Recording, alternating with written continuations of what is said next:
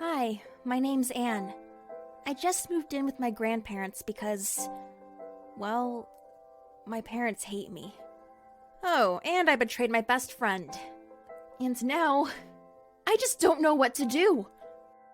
Well, let me tell you my story. Maybe you can help me decide. Last spring break, my parents were crazy busy with work. We ended up staying in the city instead of flying out to visit my grandparents. Then the best thing happened. My BFF's parents were called away for some urgent family business. They left my best friend Elle and Bobby, her younger brother with their older sister, Michelle. Michelle was in her mid-20s. She pretty much let Elle and me do whatever we wanted in the house, and that was a blast. Kind of a surprise, but we were actually enjoying this kind of spring break. Making TikTok videos, sneaking into Michelle's room and trying on her clothes, watching whatever videos and movies we wanted. My parents let me sleep over at her place almost 4 nights a week. It was just so much fun. Oh, and as for Bobby, I'm not sure what he was up to most of the time. I barely saw him. I guess he was enjoying playing his favorite video games non-stop without anybody telling him off. Just sometimes he'd come down to the kitchen to get another bowl of Cocoa Puffs. He was so obsessed with them. Refused to eat anything else. Not the healthiest, but it made life for Elle and Michell pretty easy. They didn't have to think about what to feed him. One morning, my parents suggested I invite Elle over, and some other girlfriends who also ended up staying in town.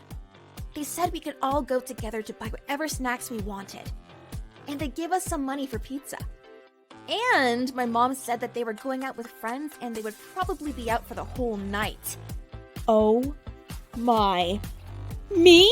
Hosting a somewhat real party? My first party ever? My parents are very private, and for whatever reason, they never let me invite anybody to stay over for more than an hour. And the golden rule, either my mom or dad has to be present in the house to supervise. So, you get it, right? This was huge. Almost all my classmates already had a big sleepover party or a real party, except me. So it took me approximately 2 seconds to jump up and rush to send messages and to call my friends. Elle was super excited for me, and obviously, Michelle let her go. My parents were glowing, ready for their own party, all dressed up. I couldn't resist taking a photo of them. They left, and I had the best sleepover party ever. We had tons of chips, chocolate, and cookies, a bunch of pizzas, and ice cream. We danced, we sang, we ate, we took photos, we told stories, we shared secrets. It was perfect.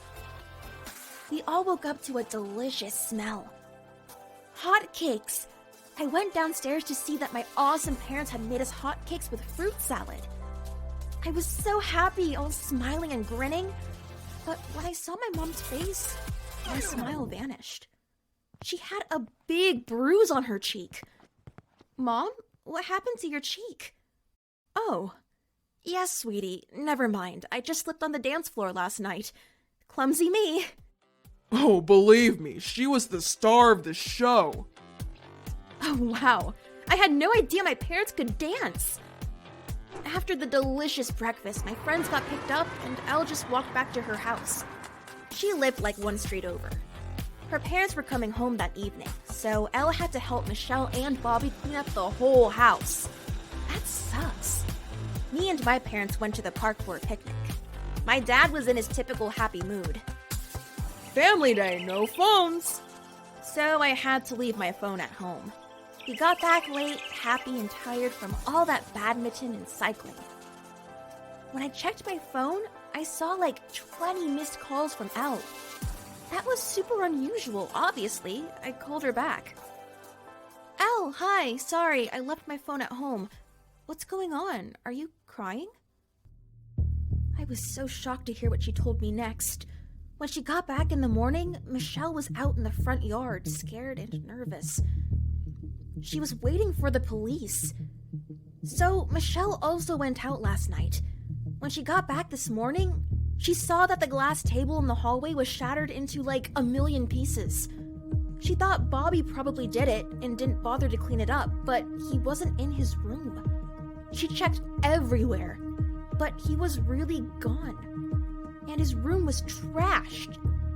The police went door to door asking about Bobby. So did Elle and Michell. Nobody saw or heard anything.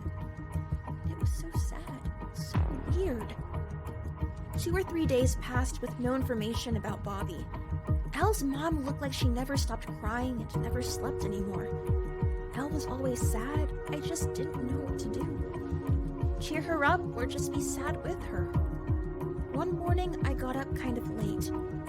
My parents were already gone by the time I got down for breakfast. I wanted cornflakes and opened the kitchen cabinet. I froze. There were 2 boxes of Cocoa Puffs. The same exact Cocoa Puffs that Bobby was obsessed with. That's weird, but normal? Maybe they were on sale or something. I mean, coincidences happen all the time. Still, I felt a chill. I had a million questions, but I managed to brush them off. In the evening, I asked my parents. We never have Cocoa Puffs anymore, not since primary school. Nostalgia? Really? Primary school? I don't know, I just saw them in the shop and they spoke to me, you know? Yeah, I guess. You know, Bobby was obsessed with them. Every time I see the box, I think of him and Elle's family. I still can't believe it. Oh, really? He was obsessed with puffs? Wow, I didn't know. Let's put them away if they make you sad. Typical dad response. Later that week, I went over to Elle's house. School was starting in a few days, and we had loads of homework. We were in her room trying to concentrate. I needed a sharpener, and Elle said I could get one from Bobby's room. It was the first time I was in there since he disappeared, or maybe even ever. It was weird to be in that room, all neat and tidy. I don't know why, but I went near his bed to look at the toy soldiers he had on his bedside table. That's when I noticed a tiny blue ring hanging on the rifle of one of the soldiers. I picked it up. It looked so familiar. My heart started to race. I took my phone out, scrolled my photos. The photo of my parents the night before Bobby disappeared. Mom was wearing a black blouse with a small flower made of tiny blue rings. Tiny blue rings! I rushed back to Elle's room. Hey, Elle, gotta go. Got a message from Mom. Sorry, talk to you later? I ran straight for my parents' room. Luckily, they were out. I went through my mom's wardrobe, but I didn't find the blouse. My brain felt like it was on fire. Should I confront Mom and Dad? Call the police? Tell Elle? What if I'm way wrong? Or worse, what if I'm right? What if I've totally lost it? At some point, I realized that the only way to deal with this without hurting anyone was to check my parents' phones or to find more clues, evidence, or whatever you want to call it. That night, I got into their room while they were asleep. I took Mom's phone from her nightstand. I went through it, nothing unusual, except one thing. She had a note. A. Done. BB waiting. See you. May 15th. BB. Wait. Bobby? Or some medical procedure Mom was waiting for? I put her phone back, but I didn't have the courage to go through Dad's phone. The next morning, I tried to act casual. Oh, hey, Mom, there was a call from some clinic. They left a message. Your BB procedure can be scheduled for next week if you want. BB? Are you sure you got it right? That's weird. I never called any clinic. BB? What could it possibly be? Right at that moment, my dad came out of the basement looking irritated. He had a fresh scratch on his arm. Oh, hey there. Good morning. You're up early? Yay! I was down fixing the vent and I scratched my arm. Gotta call a specialist. Guess I'm not as handy as I thought. Super suspicious, but also totally Dad. When they left for work, I rushed down into the basement. I bit down on my lip and turned on the light, expecting the worst. But everything looked normal. Like boring normal. Dusty boxes of old stuff. Bags of clothes my parents have been meaning to donate for years. I walked around, kicked some of the bags, didn't see anything. Just one thing. A drop of milk on the floor. Or it was something white and liquidy next to the washer. Detergent? I bent down a bit, and that's when I noticed a tiny space between the wall and the washing machine, as if it had been moved. I was surprised.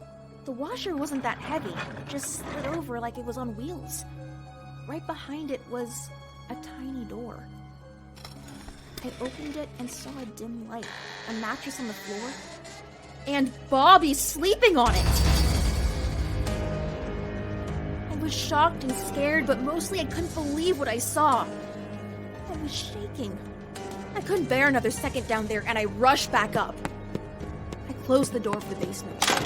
Okay, I was back in my kitchen, back to reality, back to my normal life where my parents weren't creeped to the kid holed up in the basement. I called my parents and yelled, "I know what you did!" and hung up on them. Should I call the police? They'd be arrested. They're my parents. What explanation could they possibly have? And what about Elle? And our friendship? I heard my parents' car coming up the drive. The next second, they were in front of me, horrified. "Hi, sweetie, what's wrong? You sounded upset." "Upset? Well, can someone explain why Bobby is laying in our basement?" They looked nervously at each other. "Please let us explain. Just calm down, all right?" said my mom. "It's not what it looks like. I mean, well, it is. It's just what we do. It's our job. I mean, we get paid to do our job. I mean, how do you think we pay for all this? We get orders and we do our job. Bobby was adopted, you know? He's not even their real kid, and now we're helping his real parents get him back." Believe it or not, I spent another 4 days fighting with them, but mostly with myself. It felt like I was in a long, never-ending nightmare. They kept ambushing me, trying to assure me that they're not bad people, just doing their part to keep me and my future secure. I went back and forth believing them and not. I know they were doing something wrong, but then they're my parents, who were never bad to me, who were always so loving and nice. My world was shattered. I avoided Elle at all costs. I stopped eating, stopped sleeping, and on top of that, I had to go to school and pretend that everything was fine. One morning, I bumped into Elle in the hallway.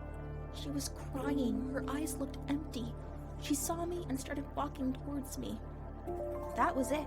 Something snapped inside my brain or heart or whatever. I ran outside, called the police. I think my parents kidnapped my best friend's brother. I gave them the address and rushed home to meet them.